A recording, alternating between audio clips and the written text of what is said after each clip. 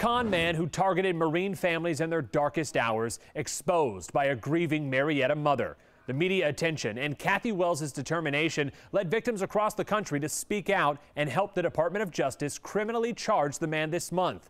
And tonight, for the first time since her son Skip Wells was killed in a terrorist attack, Kathy Wells is sitting down with 11 Alive investigator Rebecca Lindstrom. Oh, there. That's his favorite. My favorite ride, the monorail. Skip Wells was 3 when his mother first took him to Disney World. And every summer, the vacation destination remained the same. This is what Disney sent us. During one visit after joining the Marines, Skip was chosen Service Member of the Day. That was 2015. Yeah. Kathy and her son have never been back. And I heard about 10 or 15 pops. It was 11:01, Thursday, July 16th. Just 1 week after that trip that Skip sent this text message. He says active shooter. And I'm like, where? He says here. Here was the recruiting station in Chattanooga, where a gunman would kill 5 people. And I'm proud to be an American.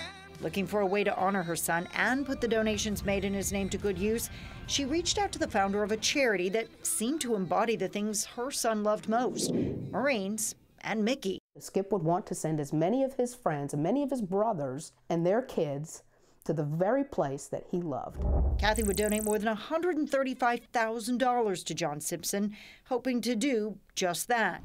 But according to this criminal complaint filed in federal court, Simpson would use that money instead to pay his own rent, buy a car, groceries, custom bikinis, makeup, even pay the tax bill for his ex-wife's sex shop. He got my trust. Marines don't lie, right? Simpson had told donors he was a retired master sergeant, a Parris Island drill instructor, a former recon guy. Jason Weeks, who served himself in the Marines, had his doubts. His resume was pretty stout, but he wouldn't look me in the eye. It was a tip from a friend who happened to live in Simpson's hometown, Anderson County, South Carolina, that led them to confront Simpson about his background. He denied every bit of it. Still convinced, Kathy drove to South Carolina looking for proof. She found it buried in an old newspaper article. Simpson went AWOL 3 years into his tour. He was found driving on a suspended license, trying to get away with a phony fundraiser for a fire station. And he's going door to door asking people for money for something that didn't exist. Kathy took her findings to the FBI and 11 Alive.